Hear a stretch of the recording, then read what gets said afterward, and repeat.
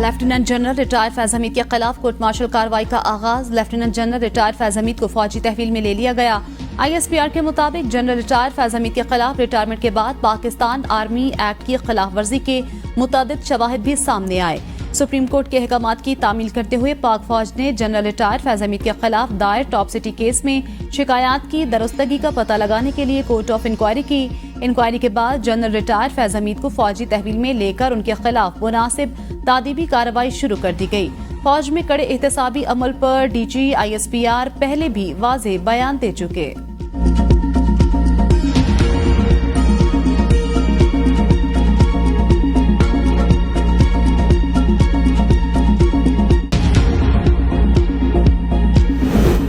फैज हमीद के खिलाफ शफाफ इंक्वायरी होगी। फैज हमीद रिटायरमेंट के बाद सियासत में मुलविस रहे। वजीर दिफा ख्वाजा आसिफ कहते हैं फैज हमीद ऐसे मामला से बाज आने वाले नहीं थे।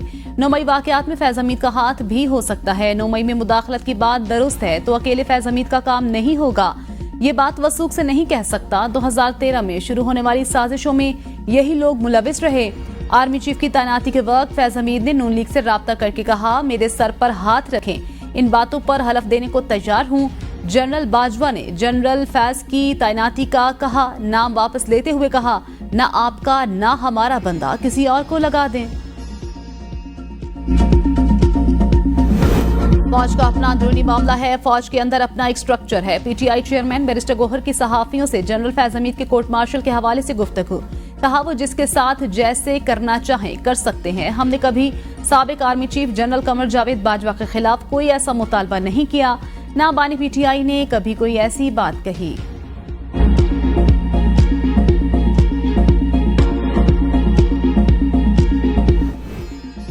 फौज ने सीनियर बंदे का कोर्ट मार्शल शुरू किया है तो कोई सख्त जुर्म होगा। फैज हमीद के खिलाफ मिसकंडक्ट के तहत कार्रवाई हुई। रहनुमा पीपल्स पार्टी कमर जमान कायरा कहती हैं ये तासुर दुरुस्त नहीं कि फौज ने ये किसी को पैगाम दिया। तफसीलात आने के बाद पता चलेगा फैज हमीद के खिलाफ क्या सबूत मिले। सुप्रीम कोर्ट ने अपने फैसले में हुकूमत और मिलिट्री एस्टेब्लिशमेंट को जिम्मेदारों के खिलाफ एक्शन का पाबंद किया था। देर आयत दुरुस्त आयत। 9 मई वालों की पुश्त पनाही करने वालों का भी एहतसाब होगा। 9 मई बानी PTI से लेकर फैज हमीद तक जड़ तक पहुंच गए। आईनो कानून का नुकसान हो तो ऐसे इकदाम होने ही थे। सेनेटर फैसल वावडा का फैज हमीद के खिलाफ कोर्ट मार्शल कार्रवाई के आगाज पर तबसरा। कहा ये शुरुआत है, अभी बहुत बड़े बुत गिरने हैं। फौज ने पैगाम दिया मौजूदा कयादत ईमानदार है। आने वाले दिनों में अरशद शरीफ पर भी हकाइक सामने आएंगे। टॉप सिटी का केस उठेगा तो और भी कई नाम सामने आएंगे।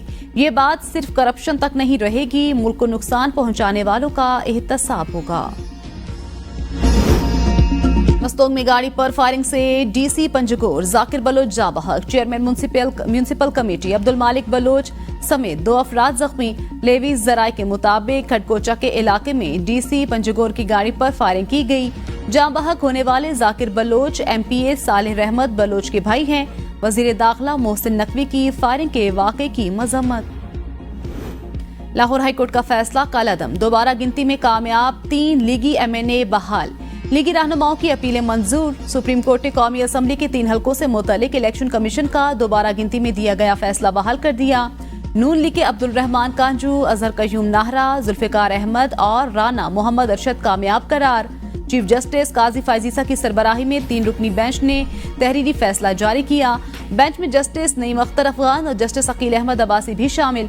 फैसला 2-1 के तनासुब से सुनाया गया। जस्टिस अकील अब्बासी ने फैसले से इख्तिलाफ किया। NA 154 लोधरा, NA 81 और NA 79 गुजरावाला में एतराजात किए गए थे। सुप्रीम कोर्ट ने PP 133 ननकाना साहब, राना मोहम्मद अरशद को भी बहाल कर दिया।